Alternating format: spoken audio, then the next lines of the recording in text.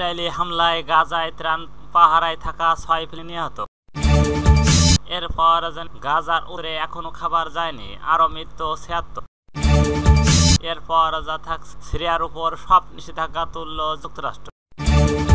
সর্বশেষ মে মাসে সাগরে 427 রোহিঙ্গার মৃত্যু। জাতিসংঘ এতক্ষণ সংবাদ শিরোনাম, এবার তার আগে আজকে আপনার লাইক কমেন্ট দেখা। ইসরায়েলি হামলায় গাজায় ত্রাণ পাহারায় থাকা 6 ফিলিস্তিনি নিহত। অবরুদ্ধ গাজা উপত্যকায় ত্রাণবাহী ট্রাক পাহারায় থাকা অবস্থায় ইসরায়েলি বিমান হামলায় নিহত 6 স্বাধীনতা সংগঠন হামাসের কর্মকর্তা। নিহতরা সবাই একটা দলের সদস্য যারা আসা ত্রাণ সামগ্রী লুটপাট থেকে 22 সেনারা জানান।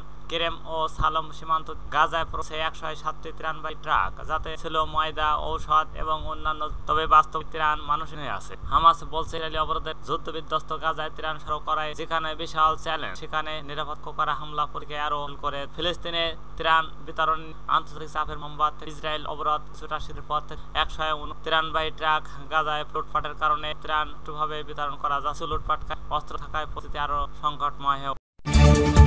গাজার উত্তরে এখনো খাবার যায়নি, আরো মৃত্যু 76। ইসরায়েলি হামলায় শুক্রবার থেকে গাজা উপত্যকায় অন্তত 76 জন ফিলিস্তিনি নিহত হয়েছেন। আল জাজিরা স্থানীয় হামলা অব্যাহত থাকায় নিহতদের সংখ্যা আরো বাড়ছে। গাজা জাবালে শরণার্থী শিবিরে এক পরিবার লক্ষ্য করে চালানো বোমা বর্ষণে প্রায় 50 জন নিহত ও নিহত রাজধানী। তারা অভিযোগ করে ইসরায়েল সেনাবাহিনী মজা করে বেসামরিক লোকজন হত্যা করছে। জাতিসংঘ মহাসচিব অ্যান্টনিও বলেন, গাজার পরিস্থিতি এখন এই নিষ্ঠুর সংঘর্ষের সবচেয়ে পর্যায়ে পৌঁছেছে। তিনি বলেন, ফিলিস্তিনিরা অভোগ মরছে, অথচ সাহায্য কেবল 1 চামচ ত্রাণ।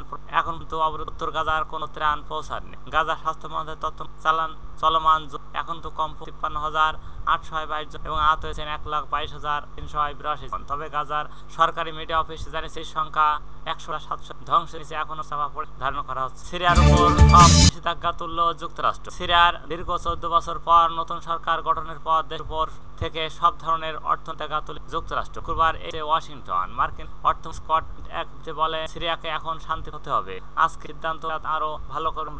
যুক্তরাষ্ট্রের ডোনাল্ড ট্রাম্প এক সপ্তাহ আগে ছিলেন সিরিয়ার উপর থেকে নিষেধাজ্ঞা তুলে নেওয়া হবে। যুক্তরাষ্ট্র সফরের সময় তিনি জানান, তুরস্ক সৌদি আরবের অনুরোধ সিদ্ধান্ত। মার্কিন সরকার জানান, নিষেধাজ্ঞা উঠে যাওয়ার পর সিরিয়ার নতুন সরকার এখন হতে পারবে, তবে শর্ত সিরিয়া কোনো জঙ্গি থেকে আশ্রয় দিতে পারবে না এবং সংখ্যালঘুদের নিরাপত্তা নিশ্চিত হবে। এছাড়া সিরিয়ার ব্যবসা, বিনিয়োগ, গ্যাস, খনিজ খাত সংস্থার এখনো বৈধভাবে কাজ করা।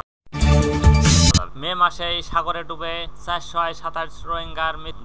চলতি মে মাসে সমুদ্রে পূর্ণ নৌকা যাত্রায় অন্তত 427 জন রোহিঙ্গার মৃত্যু জানিয়েছেন জাতিসংঘ। শুক্রবার মিয়ানমার মানবিক সংকট ও তহবিল সংকটে পড়া রোহিঙ্গারা নিরাপদে আশ্রয় সংস্থা সিনহুয়া জাতিসংঘ শরণার্থী সংস্থা UNR অনুমান করছে যে 9-10 ডুবে যাওয়া নৌকায় মোট 500। তারা বাংলাদেশ ও কক্সবাজার ক্যাম্পে মিয়ানমারের রাখাইন রাজ্য যাত্রাতে মাত্র 7,000 করা।